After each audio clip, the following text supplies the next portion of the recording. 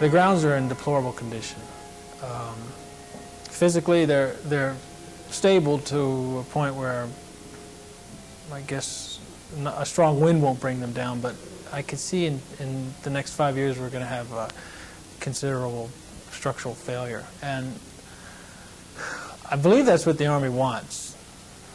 I can't say that one building is in better condition than the other, because when you're looking at preservation of the site, you have to take everything as a whole and look at it as one. So I'm going to say that overall everything is in very poor condition. It makes me angry that the Army has this site right now, and it makes me very upset that they don't take care of it. But in fact, I think that if the Army hadn't taken it over, it might not even be standing today. There are 24 buildings still existing here in the historic district. 8 of those buildings are sorority houses, and each of the sorority houses were built in different international styles. So we have a pagoda, a chalet, a castle, a windmill, a colonial-style house. They were built in those styles as a way of teaching the girls or the students of the seminary about different cultures and architecture from around the world. The other buildings include an Italian villa, which was a dormitory for the girls. The main building, which is the oldest building on the property, was originally a hotel built in 1897. The Metropolitan branch of the Baltimore and Ohio Railroad came through here in 1873. They actually encouraged Washingtonians to move from the city to the suburbs. And working on that idea, a group of gentlemen organized what was called the Forest Glen Improvement Company. In 1887, they organized and they purchased land in this region from local owners. They built a rustic inn in 1887. They named it E. Forest Inn. It was designed by Washington, D.C. architect Thomas Franklin Schneider, one of the best-known architects in the region. He designed the main building. It was about 100 feet long, 75 feet wide, in a very rustic style, so it fell right in place with the woods and the glen that it overlooked.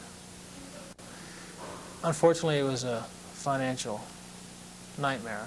There was a real estate crash about that time. The Forest Glen Improvement Company only sold maybe no more than 10 lots. And by 1893, despite the fact that they instituted gambling and brought in alcohol here, they went bankrupt.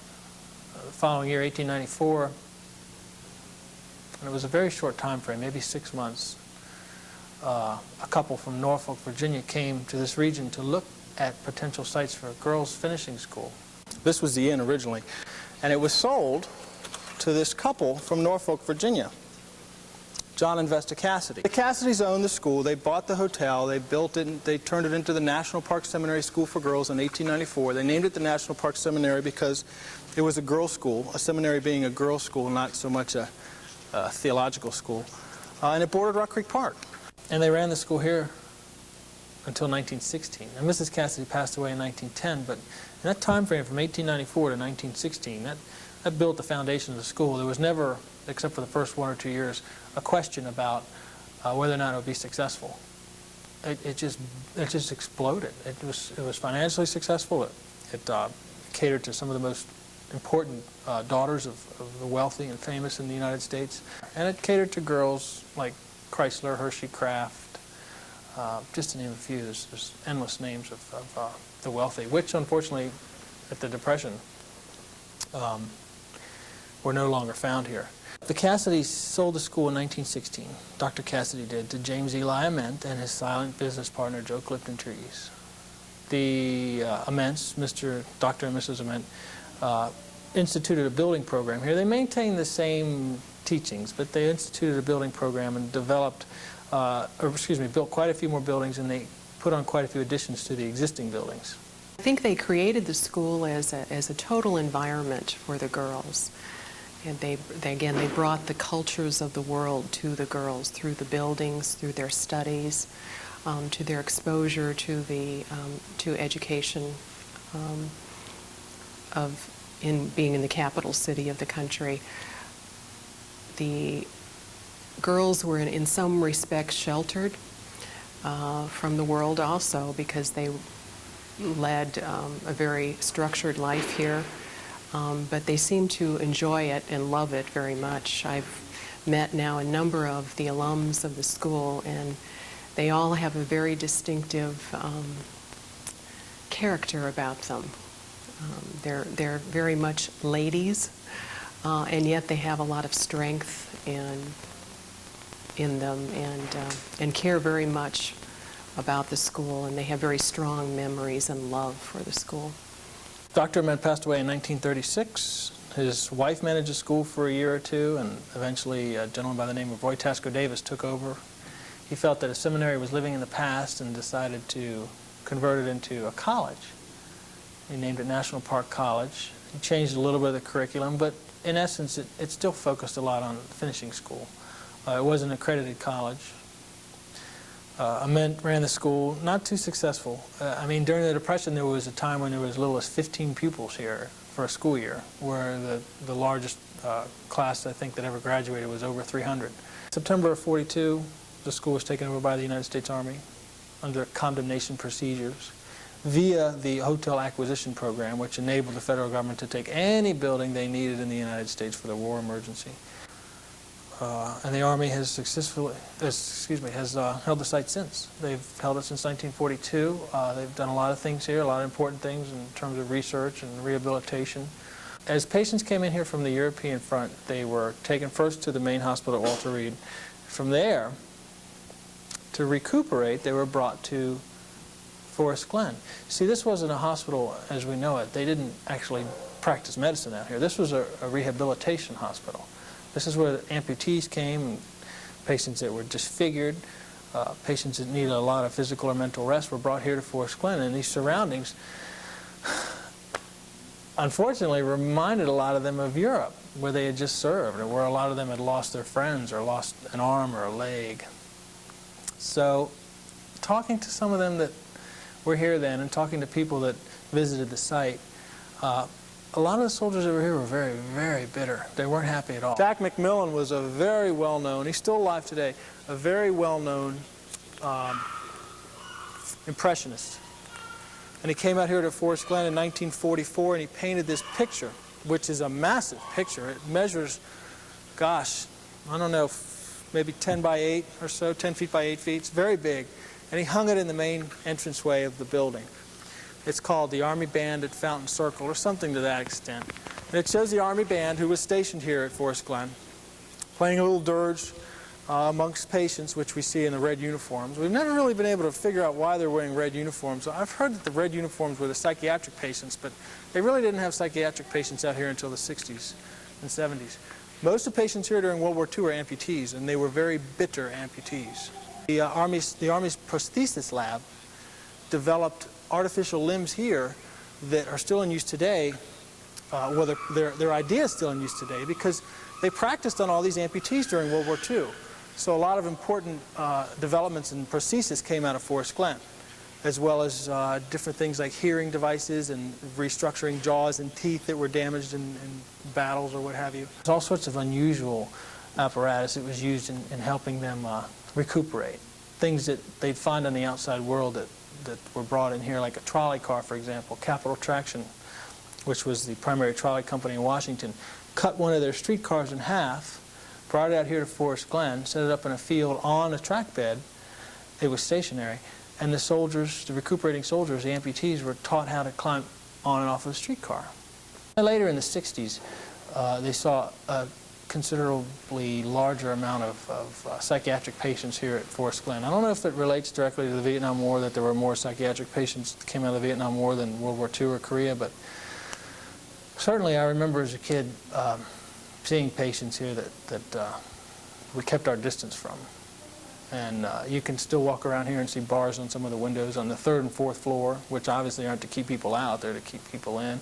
There's a few quiet rooms, which are essentially rooms with asbestos tiling, very thick, to keep out, to drown out the noise of the psychiatric patients. And there's rooms where people could be observed, and there were padded cells and things like that we find in here. Quite a transition going from a finishing school dormitory to a padded cell.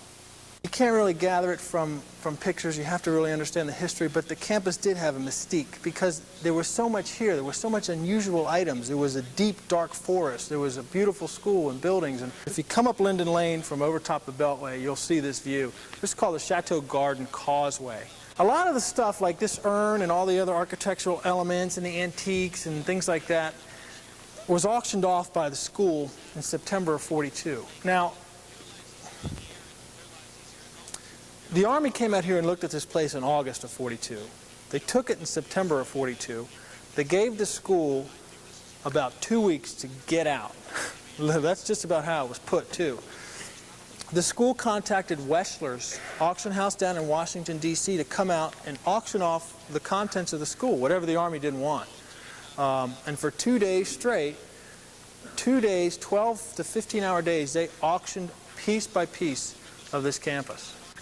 This bench was sold with the auction. There's quite a few items such as this bench and statues that were located all over the campus that the Army has in storage that we know of also. There were 5 different bridges here at Forest Glen that crossed the Glen. This was another one. This was called the Sphinx Bridge. This was a terracotta and brick bridge. It was located on the west side of the campus. Linden Lane today crosses the Beltway, just about where this bridge stood. This was a main drive bridge. This was a wooden bridge, wooden road bridge, leading into the school from the railroad station as well. This was the main road that people would drive into the campus if they were official visitors. There's the Forest Glen Railroad Museum. It was designed by Edwin Francis Baldwin, who was a very well-known railroad architect. Devout Catholic. He also designed the last St. John's Church here in here in Forest Glen.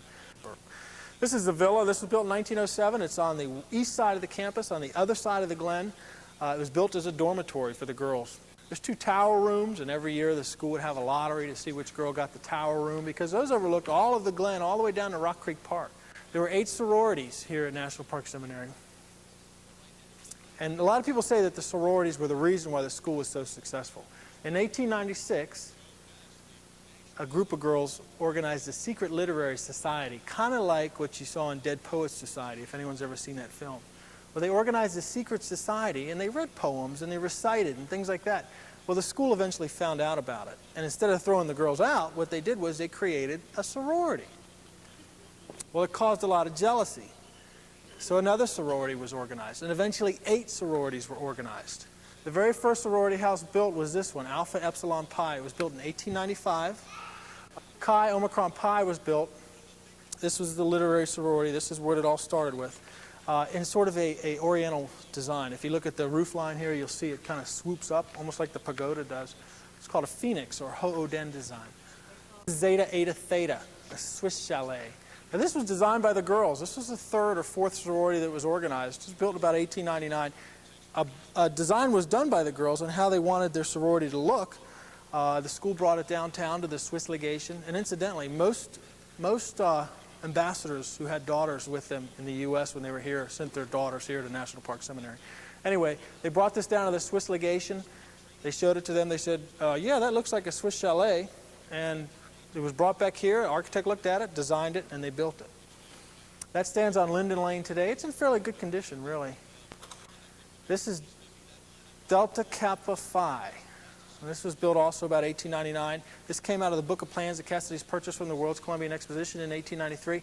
Now, a lot of people think, well, of course, see, it's got the blades like a windmill was, but a lot of people tend to think that it wasn't really drawn as a windmill. It might have been a lighthouse or a lookout house or something like that. But the school turned it into a makeshift windmill. And those arms you see up there were actually just on a big hook. The girls could come out and walk around the Widow's Peak and move it in the early times. Later it was fixed, and of course today it no longer stands. This is the castle, Pi Beta Nu, built about 1904. It was located on the far east side of the campus. You can see the alleged drawbridge here, and you can even see chains that they hung to give it the effect that it would actually be lifted up and closed, but it really wouldn't close. This castle is an English garden castle. It sits so well back in the Glen where it is. This shows the Japanese pagoda. This is the first building we hope to restore and turn into the Forest Glen Museum. Now, when it was completed, it was painted red. This design also came out of that book I told you about before. And that's a completed photograph. This is actually taken in the 20s. Dr. Ament added this addition to this particular building, but he added addition to all the sororities to give them a kitchen and things like that. The girls never lived in the sororities. These were only for meeting. This is where they had their club meetings, their sorority meetings, secret sorority meetings too. They never lived in them. This is also one of my favorite sororities. This is Theta Sigma Rho, 1905. Folks, this is believed to be the first example of a Spanish mission style on the East Coast. Phi Delta Psi, which was a colonial house.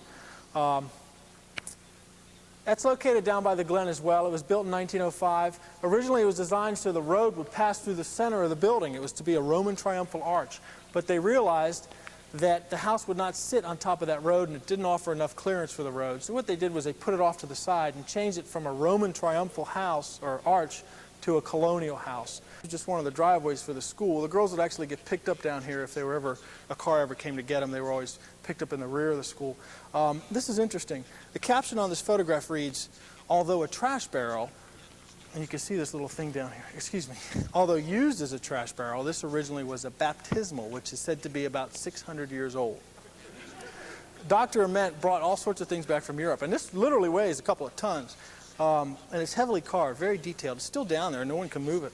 I'm surprised it hasn't been crashed into yet. We're looking at the ballroom. This is a little balcony in the ballroom, which was Mr. Tree's apartment for a long time and later became Mrs. Ament's apartment after her husband died. The ballroom was actually, this is the baby of the school. This is the newest building on the site. It was built in 1926 by Dr. Ament.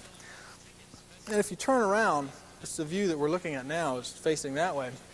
The one thing in this picture that you don't see is that massive horn on the second floor there. That's actually a horn to a Victrola. Now I say Victrola and everybody thinks of the wind-up ones, but Victrola is a trade name, Victor Victrola. It was a plug-in at the time, and it sat right in the middle of the floor, and there was also another one that was off to the side, and a cable ran underneath of it, and that was the horn for it. It was called the Auditorium Victrola. That is the last horn in an auditorium in the United States. The school had like 10,000 different 78s records that they'd play. During lunchtime, it was the allowed dance time for the girls. They could come in here and dance. Of course, they had to dance with each other, but on occasion they did have a grand ball in this room. And the brother school to National Park Seminary was the Naval Academy. Whenever they had a big dance here, the guys were brought down from the Naval Academy. And I'm sure quite a few weddings resulted from that. You see these doors on the second and third floor of the ballroom.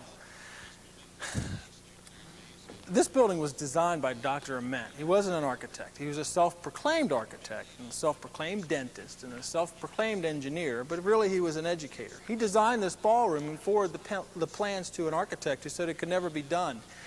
Ament said, do it, I have the money, and he did. And they did build it. But the one thing they added outside of his design was this chain, the link work you see up here in the massive structure of the ballroom. That's designed to be yearly tightened or loosened depending on the shifting or movement of the ballroom because of the expansion and contraction. Back to these doors here, these were suites. If a girl had the money, or dad had the money, they could get a ballroom suite. And that was the hoopla then. You know, the nicest rooms were in this ballroom. You can see how it looked when the school was here, all the beautiful wicker furniture, this very detailed carpet. Dr. Ament also brought with him back from Italy after World War I an artesian who he paid to paint all the walls, all the different motives. You can't really see it too well in here. In some of the books you can. In the Odeon Theater, which we'll talk about in a minute, in this room and many of the other rooms were hand-painted scenes, classicism, on all the walls that Ament brought this guy back to do. This was the dining room of the school. It was located just behind where the main entrance was. This massive Chinese fireplace is still inside the dining room. The dining room sat about 400 people. This is the chapel. It's located right behind where Aloha Cottage was. Now the chapel is unique. It was built in 1896. It was enlarged 3 times to meet the needs of the girls as they were going to school here in Forest Glen. Stained glass that's in the chapel was donated by the first graduating class of National Park Seminary. The glass on this is paper thin, literally, and Of course, we've since put up plexiglass to protect it, but it's a beautiful etching into the glass, into the stained glass. Here's an interior view of the chapel. The chapel today, most of it's original, except the seats. You see a lot of the woodworks there. The gas lamps, of course, are gone. And the pump organ's gone too, but it is one of the buildings that we hope to move a group into soon so they can use it as a church. It doesn't need that much work. The original gymnasium of the school, it was built in 1907. Now, it was built during the Cassidy regime, but it's interesting because Ament was fascinated with classicism. He traveled throughout the world and he purchased all sorts of art objects and building materials and all sorts of funky things, if you will, that he brought back to this school. And Ament was a smart man. He traveled to Europe after World War I, and he preyed upon starving artists. Subsequently, the school was just loaded with antiques, literally, fine European antiques. Odeon Theater, Odeon is a Greek word for theater. They call it Odeon Theater. It's kind of redundant. I guess we'd be saying theater. But it was built here so the girls could have a place to have plays and graduation and things like that. The ballroom was the ballroom. That's all that went on in here. The theater was the theater until after the Army took over. Odeon Theater was added to quite a bit. During Ament's time, he built what was called the Teresa Catherine Hall, which was a music studio for the girls to practice music. And he also built the scenery wing, this room right here. The Odeon Theater burned to the ground via courtesy of an arsonist here in Forest Glen. When you used to see the Odeon Theater when it was still standing, there was just something about that building that reverbed more of a sense of the school and the environment than any other building here. It was just rich classicism. It was all beautiful Doric columns and well made, and it was something to be seen when it was still standing. This is an example of women's education through time, for one. It is, at the turn of the century, it was what we would call today a finishing school. And it then evolved into actually became a women's junior college, where they were taught more useful business-oriented skills to make them more independent, working women of the world. So in that respect, I think it's important for people to see this as an existing example of that. Its natural setting is also something that can be shared and enjoyed by the public. It is the Glen of Forest Glen. I'm Gwendolyn Mauser Gay, and I went here to school in the late 30s, and my mother and her sisters attended this school. So I have great memories. I think probably I came here to take journalism, but what I really loved was my modern poetry teacher. She was absolutely wonderful. And then my drama teacher. I went wherever the good minds were because I knew I had gone on to school after here, and I tried to take everything I could that really interested me. I acted in the Odeon. I love this dance floor. We danced every noon and every evening, and we had Saturday night dances. I liked every part of it. It was wonderful. You walked miles. You got your exercise. You didn't have to go to a gym. We did go to the gym, but you didn't have to because you just walked miles.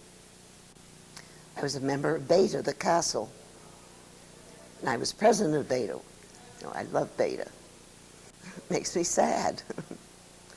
I'm trying to be grown up, but that's why I give money every year and tried to give my time and call Bonnie Rosenthal and Jesse, my husband, been very good about it, being interested in do our part.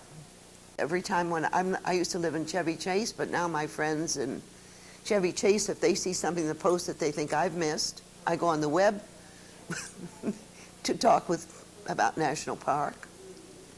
And every time Bonnie says she needs us, Jesse comes out and helps with cleanups. I just love to see people interested. Save Our Seminary, or SOS as we're known, is the nonprofit organization to preserve the National Park Seminary Historic District. We have three major goals. One is the preservation of this site. The second is communication of the history of the site. And third is to guide its future use. The current status of the grounds are the result of 25 years of neglect. The Army has not fully used this property for the last 20 to 25 years. They have not had the money to maintain it as it should be, or even to occupy all of the space. In 1972, the Army started out with a feasibility study and to determine what they were going to do with the site. Their plan then was to leave the property or sell it within 5 years. That never happened, and here we are in 1998, and the Army still owns it. In 1991, the Army looked at the property again to determine whether they were going to keep it or sell it. They decided they would sell it at that time or give it up or excess it, as they call it. We are still going through that process. The Army is still determining what they're going to do, whether they are going to keep it or give it up, find a new owner. But in the meantime, our concern, of course, is what's happening to the property. The buildings continue to deteriorate, and the Army must take the responsibility that, as owner, to maintain the property, at least stabilize it so it does not deteriorate further, so that there is an option in the future for someone else to take it over. So we're looking at all options, and we're looking at all avenues to make the same thing happen. Save this place for the future, for future use. And whether that means, the Army transfers it to the county for a moment and there's a new user out there, we have to find a new user that's going to be sensitive and responsible. That's the key. And we need everybody to help. They can do several things. They can actually now help us with some hands-on maintenance and restoration work on the property now that we have a working agreement with Walter Reed to do that. They can become members of SOS and support us that way through their dues and or their physical help. They can write to their congressmen and women and senators and to the Secretary of the Army and express their feelings about this site and what they would like to see happen here. We are working at all those levels and in all those areas to get the Army to take some positive action here. Why should people care about the seminary? It's part of our cultural and architectural past. It's important. It's an aspect of American life that we will never see again, not the way society is evolving. But you can't really dictate why someone should care about this place. You have to come out and you have to experience it. There's just something out here. There's an air about this environment. It could be the smell of the boxwoods. It could be just the unique architecture that you see nowhere else. I'll never tell someone to give a hoot about this place, because when people come out here, they experience it on their own. And when they see it, I think pretty much good, deep-thinking Americans, anyone for that matter, understands why this place needs to be saved.